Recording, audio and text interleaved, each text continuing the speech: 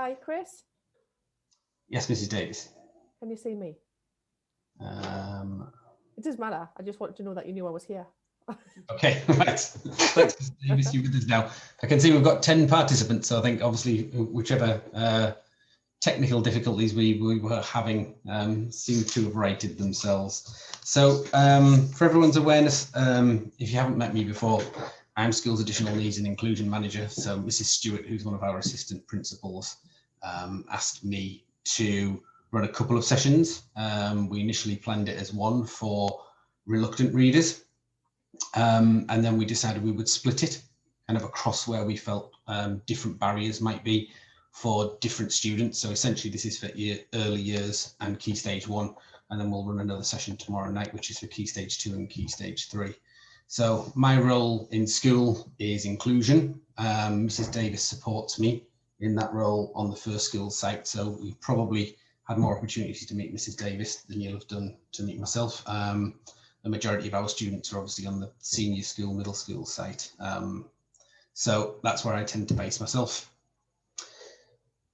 For tonight's session then, as I said earlier, if you've just joined us, I don't mind anyone coming in and asking questions if they've got them. If you keep them in the chat, Mrs. Davis might be able to answer them as we go along.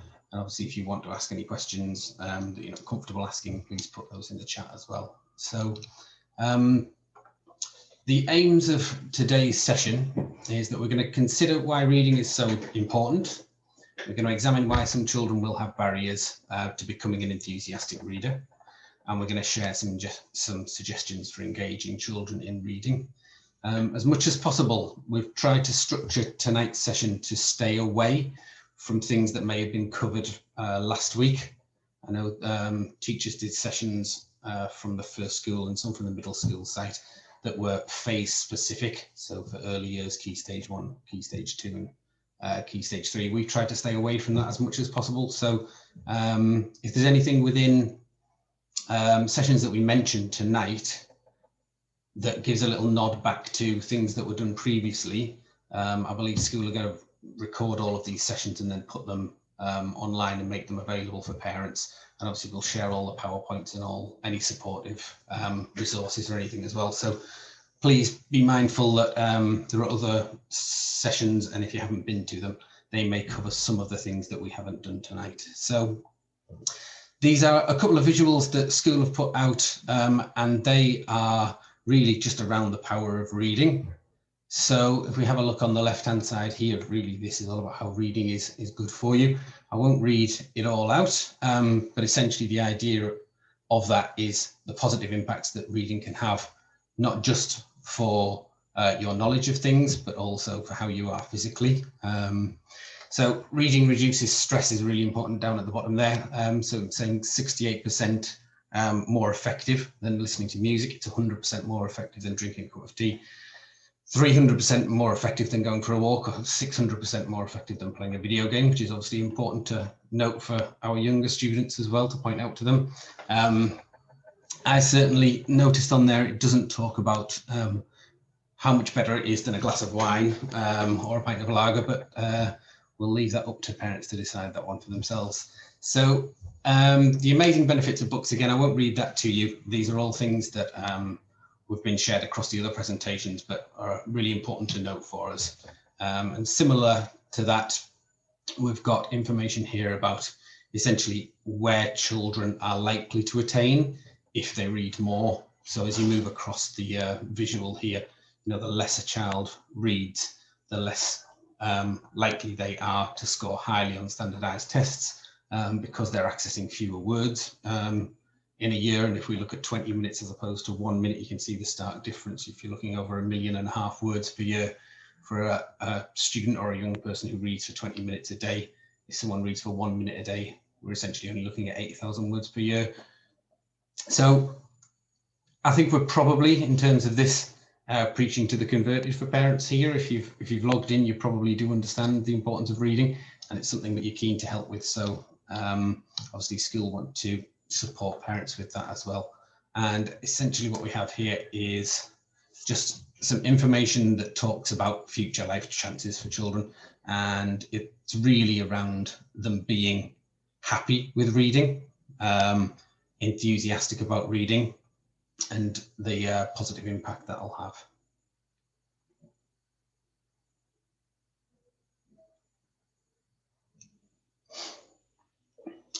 Again, the visual on the left-hand side there is something that has been put out on other presentations. So slight apologies for that, but the one on the right-hand side here, I think kind of sums it up a little bit better. And this is one of those things that popped up on a social media page for me once and really kind of made me reflect. I pride myself on reading to my children regularly, but they're quite young and I don't think they ever really see me read for pleasure. So whilst we read together, they don't ever see me read for pleasure, and they probably see me on my phone more often than I'd like to admit. So really it's something just to be mindful of, and it's probably something we're kind of all aware of, but maybe just need to check ourselves with as well, in terms of thinking how we're promoting to our children what it is we want them to do. So when we were planning this session, we were really considering why a child in early years or Key Stage 1 might be reluctant to read or might become a reluctant reader. And when we were kind of brainstorming that idea, we could think of very few reasons really. And the main one that came up was essentially that we felt reading can be challenging. And when we're talking about reading being challenging, often what we're talking about there is a kind of decoding of text. I can't remember exactly what I put into Google to get the image of this young man here, but essentially what we're looking for there is something that reflects how some children may feel at times with reading. And I put at the top there that reading is hard. And as I've said, we're really, when we think about reading being hard, we are thinking about the actual decoding of text there and how difficult that can be. So the next few slides are just going to explore that before we start to look at strategies that we think can be useful at home and that sometimes we use in school to support children with that. So I've increased the size of this. You'll see this in the bottom right hand corner of our presentation. Even if you just look at the 3 words on there, they're not necessarily phonetically plausible. So when I'm saying that, what we're looking at there is that you would teach a child what this shape here says, and you would give it its name as W, and you would give it its sound as W. But you would often look at the next 2 letters, and obviously it's an O and an O, but then together they make a different sound. Now that can often be the OO sound, but it doesn't say that in this word. So it's really for parents to appreciate, and as you start to help your child to decode text more and more, you'll probably notice how difficult the English language is to read. Everywhere you go, you'll look at signs and you'll think, well, if you just know the basic phonics, the basic building blocks of reading, then you won't be able to confidently decode lots of those words that it in priory there doesn't say that it sound, and it can look like an L as well. So there's lots of things in language, particularly in the English language, because it comes from such a broad place, that make it really difficult to read.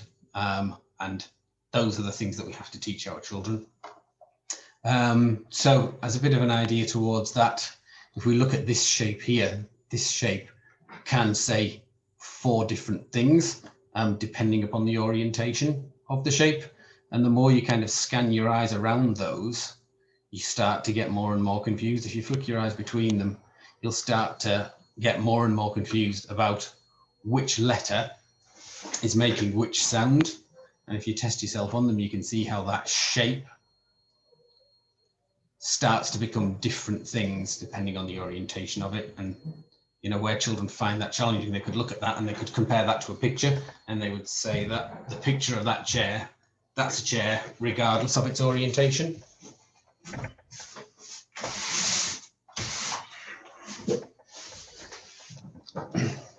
And then it's a similar thing with text as well. To produce this slide, all I did was put an A into Word and then scroll down the font choices that you get. So whilst we're trying to teach our children essentially that the A or A, as we would probably start within EYFS, looks like this, actually in text, you don't even get that consistently delivered.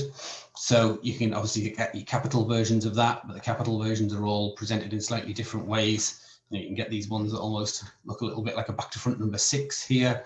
So schools will often try and mitigate that challenge by presenting text in a very standard way. And often you'll see Comic Sans being the font of choice for things for teachers, because that's a free Microsoft thing that's consistent across all of that package, and it allows children to see it in a consistent way, but that doesn't help them necessarily when they're reading signs. So even just starting off with something as simple as A or A, that can be a real challenge for our young people.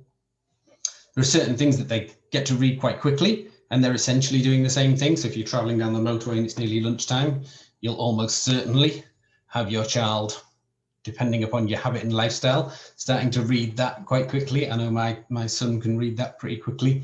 He can certainly recognize Cadbury's chocolate quickly.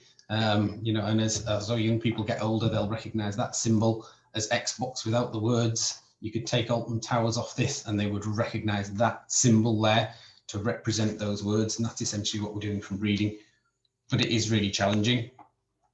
And there's a further kind of bit of evidence for that. If you look at A within each of these words here, or the letter A as we've got, it's making a slightly different sound in all of those. So whilst you're trying to deliver a code to a child to say this is, you know, A or A, which is again presented in that funny way on this one, whilst it says A in apple, it doesn't say A in Ames, it doesn't say A in yacht, it doesn't say A in father, it doesn't say A in football, it doesn't say A in share, and it doesn't say A in air. And in share and air, it makes a similar sound as part of that group of letters, but even that's spelled differently as well. So it's really identifying where children are going to find challenges, and they will find challenges, and children will pick this up at their own rate. And obviously in school we'll support that, but it's really important to be mindful for parents of how challenging it can be for students. Even the word read itself. So if you take that from the top there, obviously the word read is there. And if you look and read the first sentence, you would say, I read every day. And then you could start the next sentence. And for a child who'd learnt that, they would say, I read to the class yesterday. And then all of a sudden it doesn't make sense because it's exactly the same word, but because of the context of the sentence, what is exactly the same word changes and it's now past tense. So school supports students in lots of different ways in learning phonics, learning the building blocks of how to read. Those are some of the ways that schools have done it historically. And they often produce lots of the things that you would see that come out from school as well. So here's the kind of supportive thing that we would use in school to help children to start to recognize those sounds. So whilst we've tried to frame there why children in early years and children in Key Stage 1 may find reading to be challenging, I've done many more online training sessions, and I'm sure many of you have as well, than I would like to have done over the last year. And I think a lot of the time when you walk away from them or leave them, you would quite like some practical strategies that actually help in the real world. So that's really what we're looking to do with this. So if we're saying how are we going to support a reluctant reader, these are the bullet points we're going to work through on the next slide. And these are really trying school to say these are some practical strategies. As I said, I'd give a nod back to some of the other things that have been presented recently by school on the other presentations, particularly around building a reading culture at home that are really nice, but I didn't want to revisit those. So if you're interested in finding about building a reading culture, I think lots of the other presentations have dealt with that. So I'd encourage you to have a look at those because there's really nice ideas around that. But as I said, I've tried to stay away from those because I felt it would be more beneficial to give some real kind of practical strategies. So technology, I think, is quite often something that people can frown upon. Obviously, I gave a little nod to that in terms of saying my son sees me on my phone far more often than I would like. But there'll be times when technology will be supportive and really in a positive way as well. So it was really to say, you know, if there's times and if you're not a parent who sometimes has to hand an iPad or an iPhone over to a child to calm them down or to keep them quiet for a while, then you're doing a much better job than I am. So congratulations. But I think for most of us at some point, we probably end up having to use it to help our children to be quiet in certain situations or to give ourselves a little bit of a break when things are getting challenging for us at home. So there are some really, really positive things that technology can bring. Some of the apps that are out there are fantastic. So I know Reading Eggs is being used by a school currently. Nessie has been used in the past. The top two that are up here are BBC based, and I think most of the stuff on the BBC websites and on the BBC apps is really positive. Alphabox is a fantastic way in to start to understand some of the complexities of reading, and it's really engaging for children as well. And really the slides that we're working through now are based around that, you know, trying to build some engagement, trying to build some enjoyment.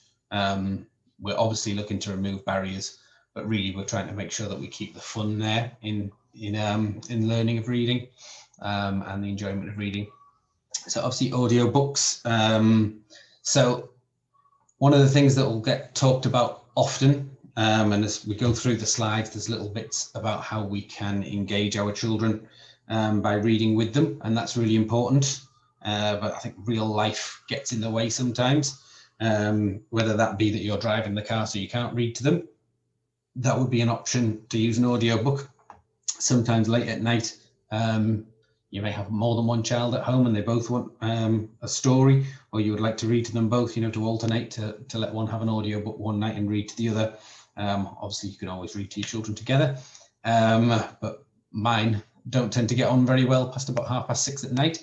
So if I'm putting both of my children to bed, certainly my son, who's the older one, listens to an audiobook while I read to my daughter, who's the younger one. So audiobooks are a great way in. And what that's doing is obviously it's removing any challenges around decoding.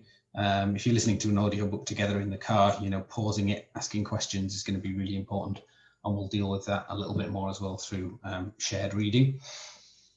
So reading aloud with your child, the facts are on the left-hand side there. I think those have been on most of the other presentations that have been done by school as well, but I think they're really important to see that most parents do tend to read with their children when they're younger, and then for one reason or another, whether it be the busyness of life or less engaged children at certain levels, or other children taking over the time. As children get older, that does decline rapidly, and it's something that we would hope to try and encourage people to keep going with more if they can.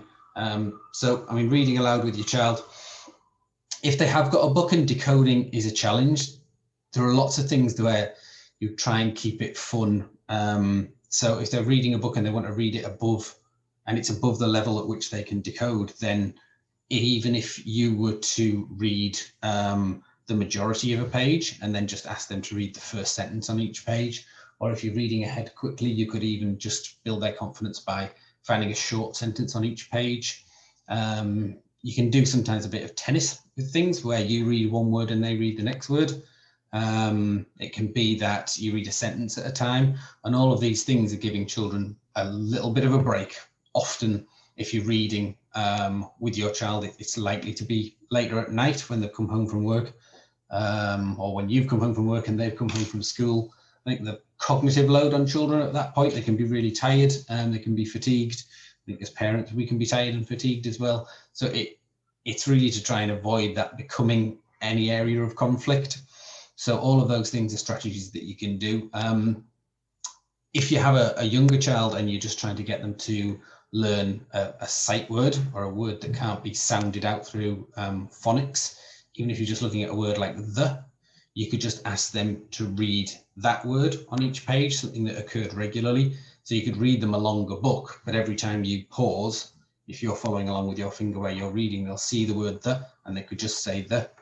Or it could be that they're saying the character names. So if there's two characters in a book and you're saying, right, every time I reach the name of a character, whether it be Jack or Jill, you're going to say that one, and they have to follow along, and then they have to identify whether it's Jack or Jill that you're talking about. You can set that sort of thing up as a competition to say, you know, every time you get it right, you get a point. Every time you say the wrong name, I get a point. And all those sorts of things just kind of reintroduce a little bit of fun into it, a little bit of flexibility, and it means that it becomes hopefully less of a conflict. So all those sorts of things are really positive, and it's all about keeping the positivity for yourselves and for our children as well. So I think this is probably my favorite visual on the PowerPoint. Essentially what we're looking at with this is to say that we should encourage our children to ask questions. As frustrating as that can be sometimes, if you're reading a story to a child, they'll sometimes stop and they'll say, well, what does that word mean? Or what's that person and why is that? But if they're doing that, they're identifying vocabulary, they're identifying words that are stopping them from doing what you want them to do as a reader. And effective readers make pictures in their head, they make their own movies, and that's really what that graphic is trying to show.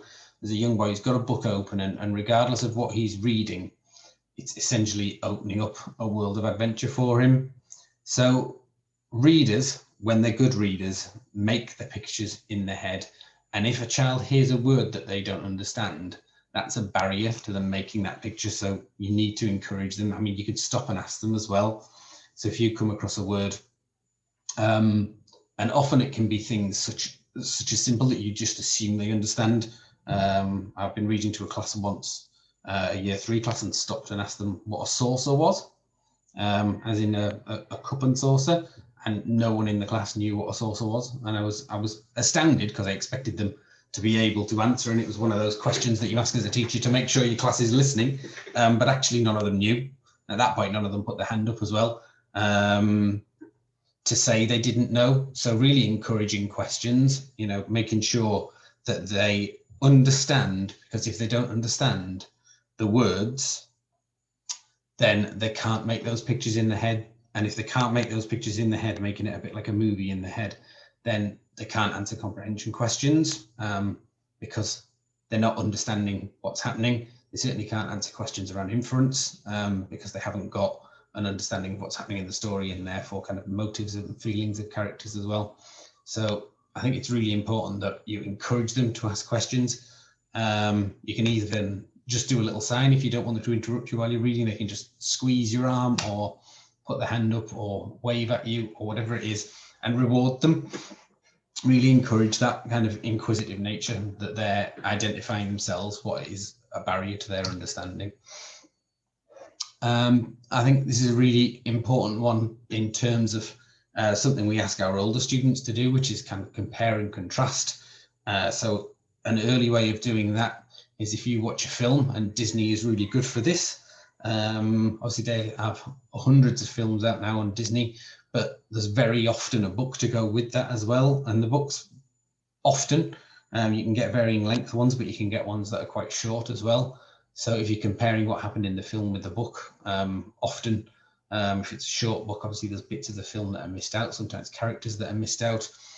But all of this again is around building engagement, trying to make sure that for students and for our young people, if something interests them and there's something there that they really want to be enthusiastic about, to capture that. And generally students will want to watch a film more than they'll want to read a book. So if you watch the film first and then read the book, you know, that really gives a good opportunity to talk about things and gives you, you know, positive dialogue. Watching a film with the subtitles on is another thing that can be really effective as well. So as you're watching a film, obviously the subtitles are there, and you'll probably know yourself if you watch a foreign film with subtitles on, how keenly your eyes are just sort of drawn to the words, and you can sometimes miss what's going on. And the same is true for children. Their eyes will be drawn to the words, and they can almost just pick things up. It's almost a bit of a stealth way of them picking things up as they go through. Obviously you can pause things regularly as well. So if the character's just said something and you pause it, then the words that have just been said are there, and it's a little way of kind of encouraging children to say, actually, you know this, the character just said it. What did they just say? Let's look at the words on the screen.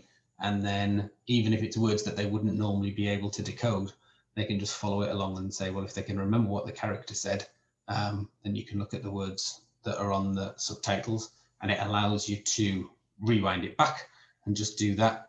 And even if you just took 5 opportunities to do that during the film, you know, it's reading by stealth, and it's reading in a way where it doesn't feel onerous. I think it's really important to follow children's interests. So I've put this visual on the left-hand side here. the Usborne Big Machines, Diggers and Cranes book. I think I probably know that cover to cover, because I must have read that to my son probably about 100 times, I would have thought. But he loved it when he was younger, and it was something that, it was a book he always just picked. And I think where children find reading challenging, and we've talked about reading being challenging and why it is challenging, overlearning is often the way to do that, and embedding things, and reading a book over and over again. There's absolutely nothing wrong with that.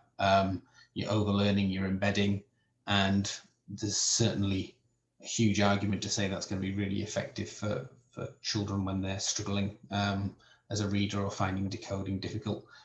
His most recent one that he loves now is Dr. Seuss.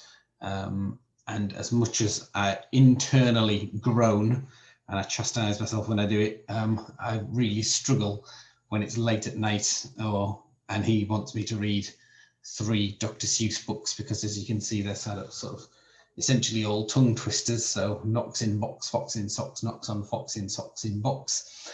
And the kinds of things he's asking me to read at 7:30 after a longer day at school. His version of these books are all really small, and they tend to be printed on a dark background as well, which makes reading challenging. That's another thing to sometimes think about in terms of the way text is presented to children. If they're finding it difficult, it's the size of the text, the colour of the font, the colour of the background. All of these things have an impact. And his versions of the Dr. Seuss books are often printed with quite a dark blue background and black text on top, and the text is quite small, and it's challenging to read anyway. And it's something that I find really difficult to do. And again, he really just laughs at me when I get things wrong, fortunately. And sometimes I get him to have a go at some of them as well to see how difficult they are. But those are his interests, and those have been the sorts of books he's liked.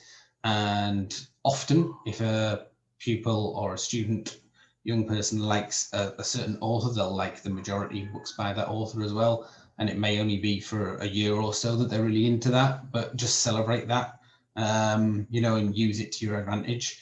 So if it's something that they're going to read, then read it with them. And similar really in terms of things like magazines. I think magazines, anything that you're asking a child to read is going to be really beneficial for them. So magazines definitely, obviously they're colourful. You can see some of the challenges we talked about with fonts before. You know, for some reason they've done all of that in capitals with the I, obviously with the National Geographic sign there being not a capital, but you get lots of pictures in magazines, you know, and they help you. It tends to be more pictures than words often, and you know, there's a good balance there. But if a child's going to read it, just encourage them to read it. And if they want 20 National Geographic magazines, if it bankrupts you, you'll probably thank, or they'll probably thank you later on in life, because we've seen all of the benefits there of reading regularly. In school, I'm not sure how much it's been put on the other presentations, but we do something called Talk for Writing. And essentially, Talk for Writing is obviously, as I said, it's this tool that's used in school for writing, but it's actually really good for students who struggle to read. So one of a family friend in America sent my family home this book here, and we were reading it at home, and it has the CD included and it has the song included, but we never really played that to our children. We just read them the book. And it's a really good book. It's got really nice visuals in it, but obviously it's based on John Denver's song. And then one day we were driving and the song came on, and they both kind of clicked that it was from the book. So after singing the song quite a lot of times, even though our children are both quite young, we kind of got them to the point where they can at least do the chorus. And then when you open the book, they kind of think they can read it. And essentially that's how nursery rhymes work. You know, often similar with fairy tales, but specifically more with nursery rhymes that have a set way of doing things. And you can almost trick your child into thinking they can read. If they know the nursery rhymes and you get a book of Humpty Dumpty, then they can sit and they can go through it and they can follow along and they know the words. And it's amazing the power that gives them, because they start to understand that actually that's how reading works. It's just a slightly different way of doing it. So from my point of view, this is the kind of last slide on the presentation. in a moment, I'll just jump over to Mrs. Davis and ask her to see if there's anything that particular people have asked that we may want to cover in terms of things on the chat. But essentially, the person in the middle there has got a carrot and they've got a stick. And this is the same with pretty much all behaviour strategies for children. If they're not doing something you want them to do, or they're doing something you don't want them to do, essentially, you pretty much just have a carrot and a stick. And using the stick will make the young people feel like this person does on the left, and very often makes parents feel like this. So even though reading can be challenging, whatever carrots you've got, I would use those instead of your sticks. You know, whether that just be positivity and your child responding really well to praise, whether that be just heaps of encouragement, they're responding really well to that. Even if it has to be a little bit of, dare I say, bribery, and they're going to respond to that, then go for that as well. You know, there's nothing wrong with a chocolate button for every page of a book they read or something like that. It really is around positivity, and children who become reluctant readers, they'll have had challenges, and at some point they lose the joy of reading, they lose the enthusiasm of reading, and it's too hard for them. And that's generally where those challenges come from, and that's why they'll become reluctant readers. So, as I said, from my point of view, really that's the information we wanted to present. We were really looking, as I said, to try and make sure we give some really positive strategies for parents, but maybe strategies, things they haven't tried before. And even if you've just come up with a couple of things and you knew lots of what was said already, but even if we've just given you a couple of ideas that you can try, then hopefully it'll have been worthwhile half an hour for you. Mrs. Davis, is there anything else that's come up in terms of questions from parents or anything else? No, not at the moment, no. Okay, so if there are any questions that you didn't want to put into the chat tonight, Glenn, obviously you can please email into the First Schools site with the email address that's on the website. From schools' point of view, it's really just a chance, obviously, to share ideas with parents and to thank you for your support. I think we're really lucky to have parents who engage with us in just about everything that we do, and that's why we celebrate the successes that we have, and you know, our parental involvement is a key factor to that. So from my department's point of view and from schools' point of view, thank you very much to everyone for attending tonight, and we'll hope to see you soon.